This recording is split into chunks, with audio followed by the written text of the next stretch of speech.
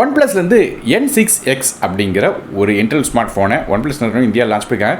இந்த ஃபோன் வாங்கலாமா வேண்டாமா, இந்த ஃபோன் நல்லா இருக்கா இல்லையா அப்படிங்கிறதா இந்த வீடியோவில் பேச போகிறோம். ஸோ வீடியோவில் போக மாட்டி சேனல் சப்ஸ்கிரைப் பண்ணிடுங்க, பக்கத்துக்கு பெல் ஐக்கானை ப்ரெஸ் பண்ணி தொடர்ந்து உங்க ஆதரவு தாங்க.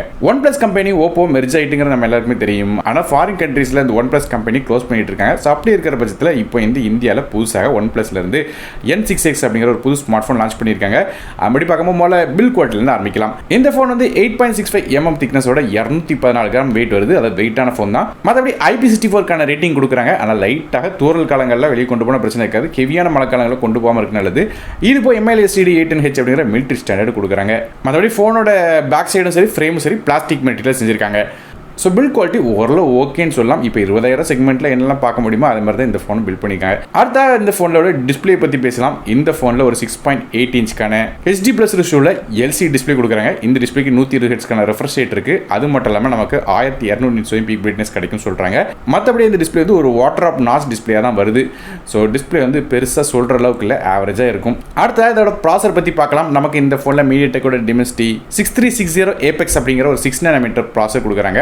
ஸோ இந்த ப்ராசர் பெர்ஃபார்மன்ஸ் எப்படி கேட்டிங்கன்னா இந்த ரேங்கை நீங்கள் பார்க்கலாம். அதாவது சிம்பிளாக சொன்ன கேட்டிங்கன்னா MediaTekோட Dimensity 6300க்கும் 6400க்கும் இடப்பட்ட ரேங்கில் வந்து இது வந்து இருக்குது. ஸோ பெர்ஃபார்மன்ஸ்னு பார்த்தீங்கன்னா ஆப்ஸ் ஓரளவு இந்த சோஷியல் மீடியா மாதிரி ஆப்ஸ் ரன் பண்ணிக்கலாம், லைட் வெயிட்டான ஆப்ஸ் யூஸ் பண்ணிக்கலாம்.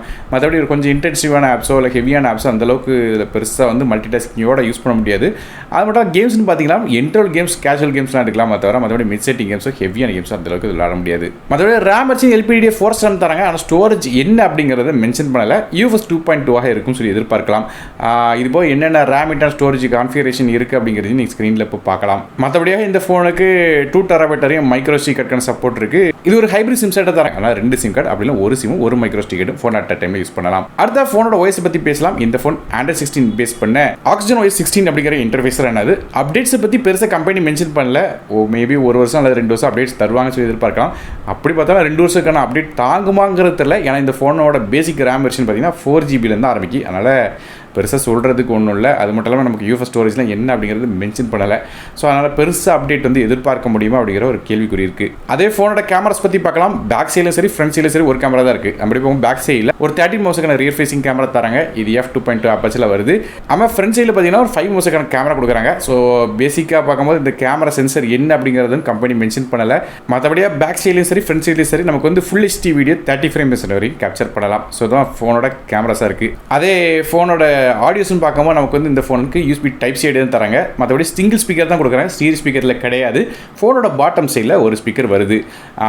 இது போக நமக்கு ஃபிங்கர் பிரிண்ட் ஸ்கேனர் அப்படின்னு பார்த்தீங்கன்னா ஃபோனோட சைடில் உள்ள பவர் பட்டனில் தராங்க. அடுத்த நெட்வொர்க்ஸ் பற்றி பேசலாம். இந்த ஃபோனில் நமக்கு 5G-க்கான SNS support, Dual 4G-க்கான VoLTE, Wi-Fi 6, Bluetooth 5.4, NFC மாதிரியான விஷயங்கள் தராங்க. அதே பேட்டரிஸை பற்றி பேசலாம். இதில் ஒரு 7000 mAh பேட்டரி கொடுக்குறாங்க. ஆனால் இது சார்ஜ் பண்ணுறதுக்கு வெறும் 15 வாட்க்கான சார்ஜிங் தான் கொடுக்குறாங்க. ஸோ ஃபாஸ்ட் சார்ஜர் இதில் கொடுக்கல. மற்றபடியாக ஒரு 5 வாட்டில் ரிவர்ஸ் வயர் சார்ஜிங் இருக்குங்க.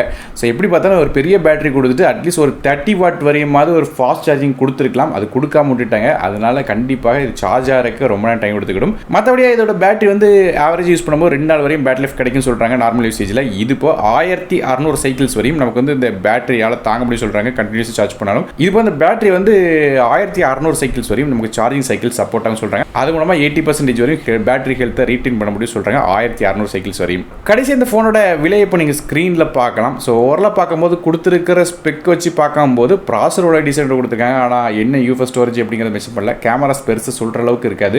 இப்போது பேட்டரியும் பார்த்தீங்கன்னா ஃபாஸ்ட் சார்ஜிங் அந்தளவுக்கு இருக்காது. அதில் பேட்டரியோட கெப்பாசிட்டி ஓரளவு டீசெண்டாக கொடுத்துருக்காங்க. டிஸ்பிளேயும் பெருசு சொல்கிற அளவுக்கு இருக்காது. இருந்தால் ஒன் ப்ளஸ் அப்படிங்கிற பிராண்ட்லேருந்து ஒரு ஃபோன் வாங்கணும்னு நினச்சிங்கன்னா நீங்கள் இந்த ஃபோன் ட்ரை பண்ணலாம். மற்றபடியாக இப்போ எல்லா ஃபோனோட விலையும் ஏறிட்டு வரதுனால இவங்களும் அதே மாதிரி ஸ்பெசிஃபிகேஷன் கட் ஆஃப் பண்ணி இந்த ஃபோன் கொண்டு வந்திருக்காங்க. மேலும் இந்த ஃபோன் வாங்கணும்னு நினச்சிங்கன்னா பைலிங்ஸுக்கு டிஸ்கிரிப்ஷன் கொடுக்குறேன், செக் பண்ணி பாருங்கள். வீடியோ பிடிச்சா ஒரு லைக் கொடுத்துங்க, ஃப்ரெண்ட்ஸ் ஷேர் பண்ணி விடுங்க. நான் டெக் தமிழுக்காக மற்றொரு நன்றி, வணக்கம்.